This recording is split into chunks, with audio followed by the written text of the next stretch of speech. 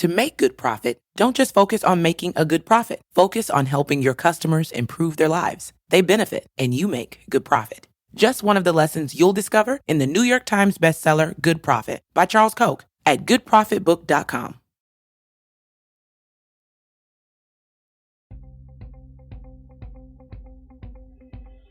Your relationship with money matters. I'm Michelle Perkins, and this is the Money and You podcast, where I will be breaking down your relationship with money, offering tough love money tips, and a money dating plan that will focus on lifting the barriers to success to help pave the way for better money practices and increased wealth. It's time to take control to live a limit-free life. It starts today. Hello, I'm Michelle Perkins, the host of the Money and You show. Thank you so much for being here. Today, I'm going to do a solo show that really is designed to help you find more freedom. So, limit-free life is all about freedom. It's all about creating that relationship with money that will help you to feel more free. And if you've ever been stressed out about money, if you've ever felt trapped or stuck or any of the negative words that you might feel around money, this is for you, because everyone, I think, deserves to have a great relationship with money. Most of us don't even know we're in a relationship with money, so it's hard to have a great relationship when you don't know you're in one. So that's where I really like to point out that yes, you have a relationship with money. Whether you know it or not, you're relating to money all the time. Money is creating emotion and feeling inside of you one way or another. You have beliefs around money that are driving your actions and making, helping you, or actually unconsciously making decisions for you. And those decisions are creating results. And those results are informing you about who you are and how you're doing, and the speed with which you're able to get to your goals, whether you're free or not. So we really want to work on this relationship. It's crucial, really. So you can learn, all the practical stuff in the world, which is important. I know that. I know it's important to understand how to manage money and what to do with money, and all the practical advice out there is important. But what is also really important is the emotional relationship that you have with money, because frankly, emotion drives behavior much more than practical knowledge drives behavior. We can know a lot of things, we can know what we should do, but we don't necessarily do it because we have emotional ties to certain things. So I want to talk about this because in the intro, I mentioned that I offer a money dating plan. So it kind of gets glossed over. And what is a money dating plan? Who knows what that is? I know what that is, so I'm going to tell you. I love people to date their money, just like you would when you're dating a man or a woman, or somebody that you're in relationship with, a human. So it's really interesting how they parallel each other. If you start to pay attention to money, then money starts to take on a whole different meaning in your life, and it takes on a whole different relationship. A lot of times what we do with money is we sort of hope it'll take care of itself. Now, in a relationship, that won't work. People don't take care of themselves in relationship. They want you to take care of them, and they want to take care of you, and it's a give and take. Money is the same. And so money is giving you a lot. Money is also needing some things from you. So let's just talk about how you might come into this relationship with money. Again, the practical money advice out there would have you believe that there's a formula. And if you follow these steps, you'll grow wealthy and you'll do all kinds of things that you want to do. I personally think that you bring yourself into this relationship like any other relationship, and you better know who you are, and you have to develop some self-awareness. You have to know what you're coming into the relationship with. What's your baggage? What's your background? What are your fears? What are your beliefs? All of this is very important, and probably most important when you start this money relationship. So when you start to set up these money dates, right from the get-go, you want to know who you are. And you want to come in being authentically you. You don't want to try to come in as somebody that you're not. If you're scared to death of your money, that's fine. That's who you are right now at this point in time. The goal would be to change that, but know who you are. Know what you're coming in with. Are you really excited about this relationship? Are you ready to go? Do you, have faith that if you just start paying attention to your money, things are going to grow and take off. That's, a person who's excited to step into this relationship. Maybe you're in fear. Maybe you don't trust that you'll do it. Maybe you're somebody who, is really serious about it. When you go into a relationship, if you're super serious every minute, that's going to be a tough relationship. So try to think of money as fun. Money can be your ally. It can be your support system for whatever you're trying to do. Whatever your life goals and dreams are, money is really there to help you, to support you, and to help make those dreams happen. So to start dating your money, what I like to propose, and this is not you and your partner necessarily, this is just you and your money. This trying to create this relationship where you're actually connecting with your money and that flow of energy that is your money. So weekly dates, I think, are great. You can do more if you want, but I like to at least propose that every week you get together with your money. There's something about actually paying attention to money that starts it growing and starts helping you to get to know what's going on with your money. And your money starts talking to you. It starts telling you a story. All of those numbers start telling you a story. They'll tell you how in debt you are. They'll tell you whether you're prepared for an emergency. They'll tell you whether you're earning as much as you really want. They'll tell you if you're spending more or less than you want. They're informing you. So those numbers are really important to get to know. We like to run away from them, I think. We like to I don't know. You take one number, like what your salary is, and you just make this kind of broad assumption that that's the right number to create the life that you want. Whereas there are all these other numbers that are coming into play that you may not be paying attention to. So that's what the money dating plan is for, so that you can get to know the whole picture. Who, just like you would with a person, who is this person? First you start out just learning a little bit about them. Maybe you find out if they, have a family and brothers and sisters and what they do for a living and what their hobbies are. It starts that way with just an introduction. And on your first money date, you can start that way. You can start just pulling things together and seeing what is the picture right now of my money? What's happening? What do I have?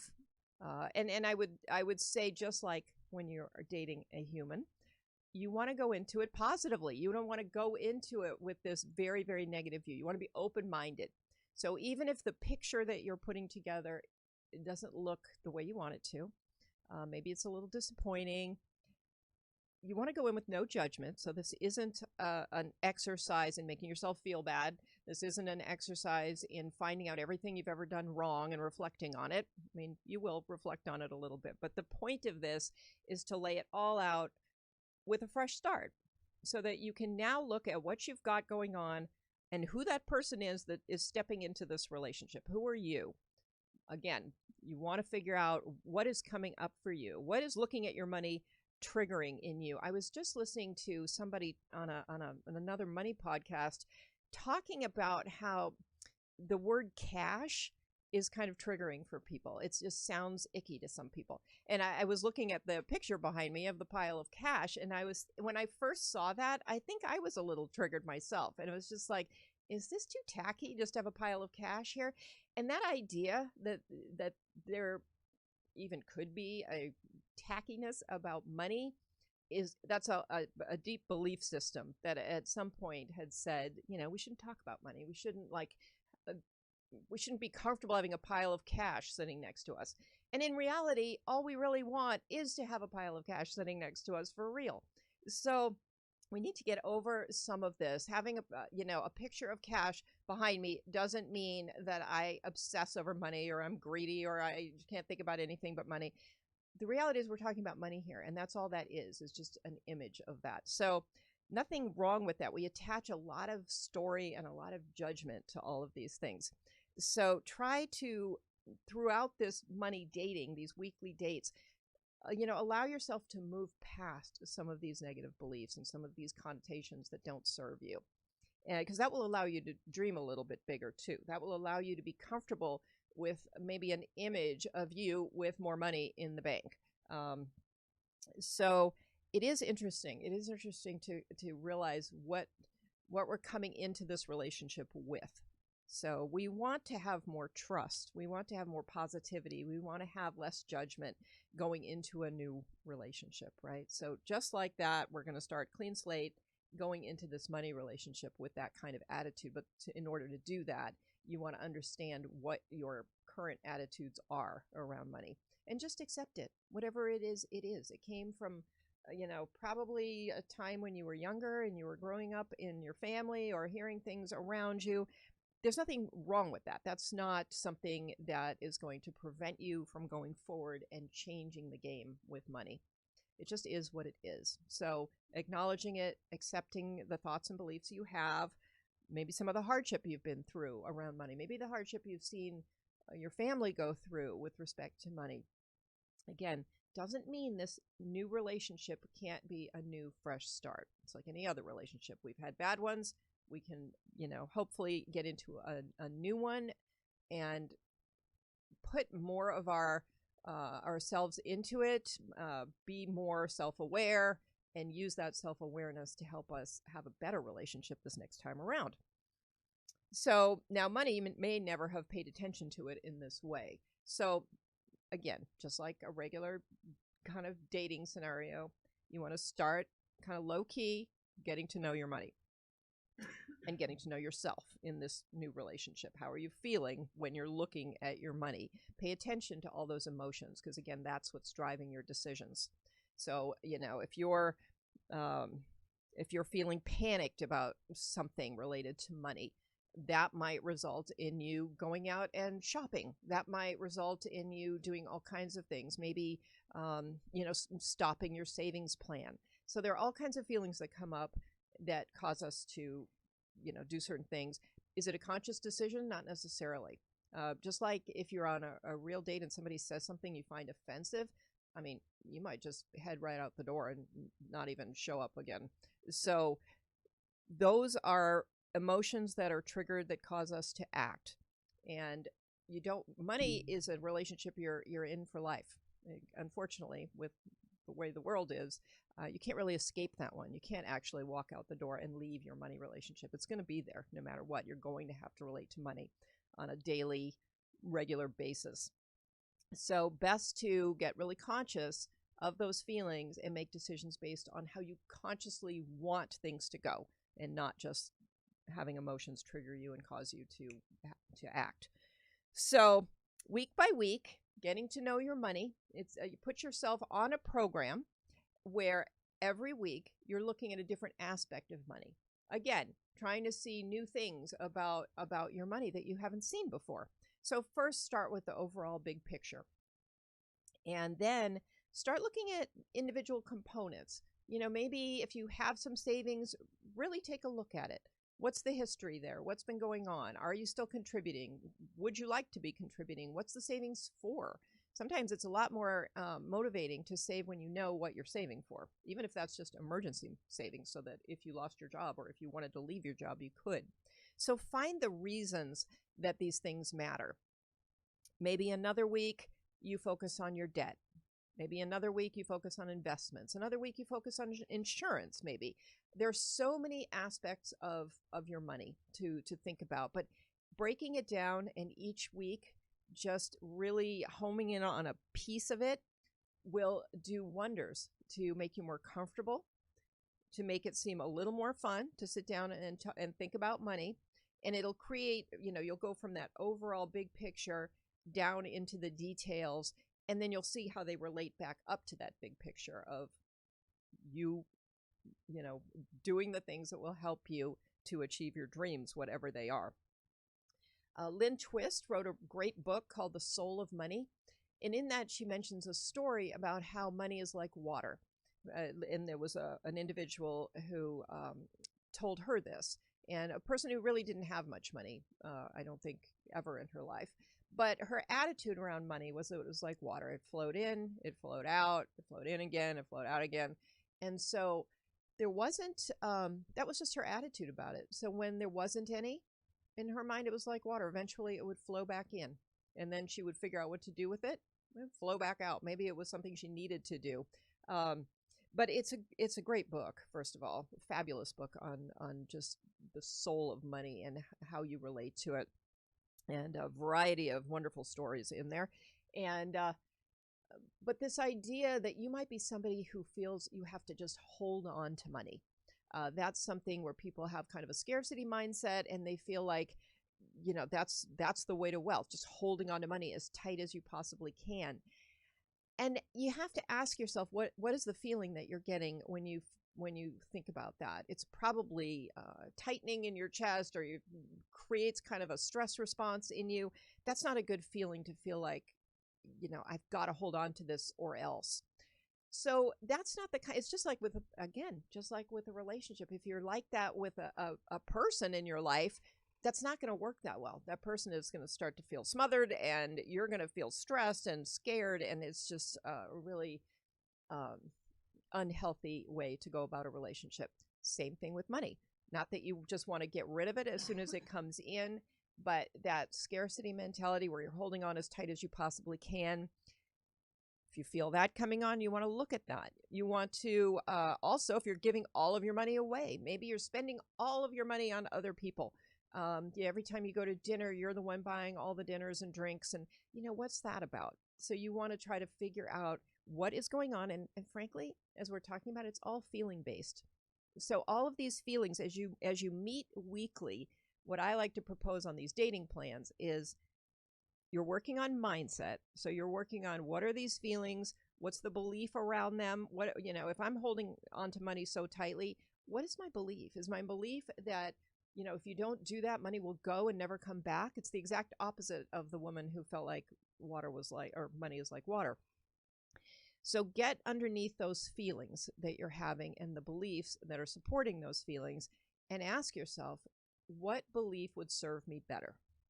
So wouldn't a belief that allowed you to feel like, if you spend money, if you let go of it, if you contribute it to causes that you care about, if you use it to invest in a business or start something, or give it away to a friend in need, that it'll be okay, that money, you'll find a way to bring that money back into your life?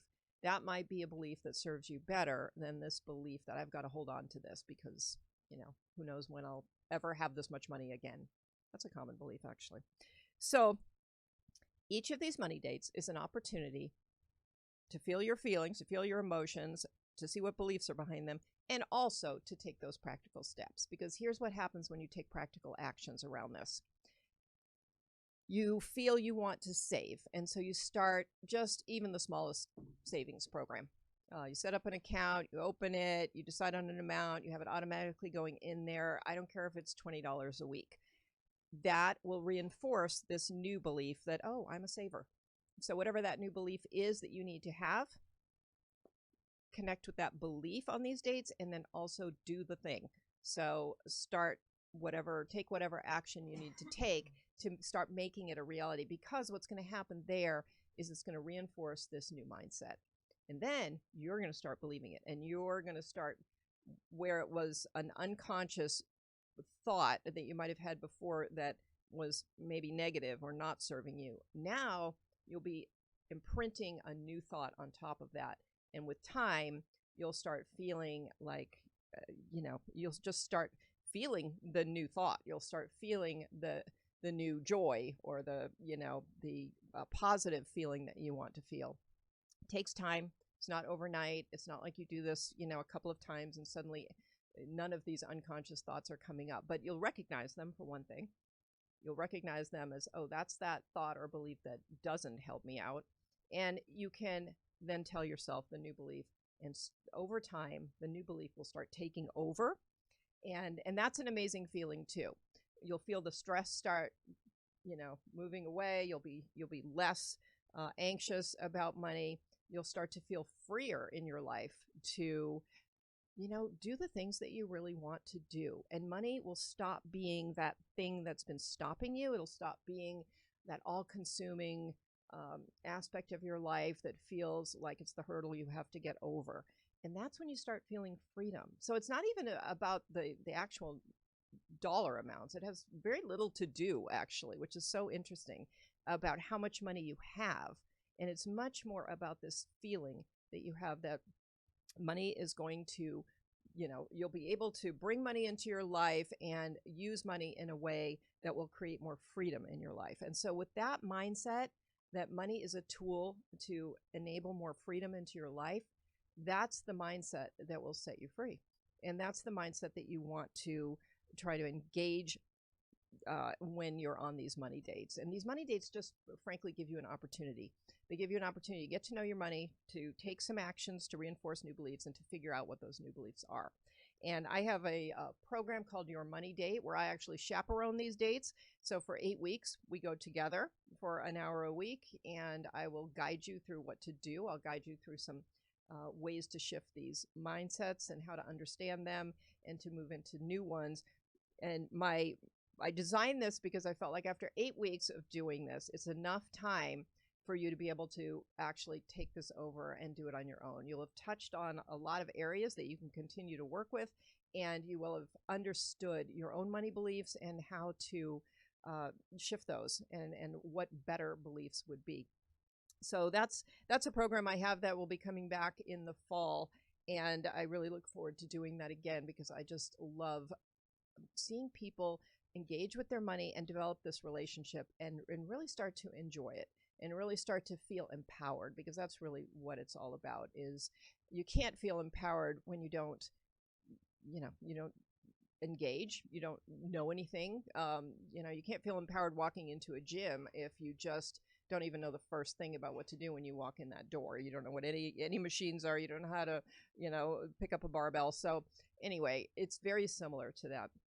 So you start working it, and the only way to do that is to make a regular routine with that. So with that, I'd like to invite you to check out my website. I have a page on money mindset that has a tool on it, a checklist, so you can assess some of the things that might be tripping you up with money. So take a look at this. It's called Learn the Secrets to Powerful Money Making Decisions. It's free. You can just download it. And it will give you a really good overview of where you might be having some issues in your money relationship. So I'd suggest you take advantage of that. And I'd suggest you just think about this differently. When you go out in the world and you buy lunch, or you buy tickets to a concert, or you buy a house, think about the emotions and the beliefs that are coming up for you, and see if those are serving you, or maybe you could handle these things a little bit more like that person that you'd like to be, that person who is already making their life kind of their dream life. And what would that person do? That's always an interesting question, I think. So go ahead and again, go to my website, check that out, and I'd love to hear any feedback you have on that. You can reach me at michelle@limitfreelife.com. And you can find this podcast on all the podcast platforms. We'll hear on Monday nights at 7 o'clock on ubngo.com and on the Limit Free Life YouTube channel and Facebook page. So thank you so much for listening. Start that money relationship this week. It's really important. You're going to find out how important it is when you spend a few weeks doing this. And hopefully you'll get hooked and you'll keep dating your money. Thanks so much. See you next week on the Money and You podcast.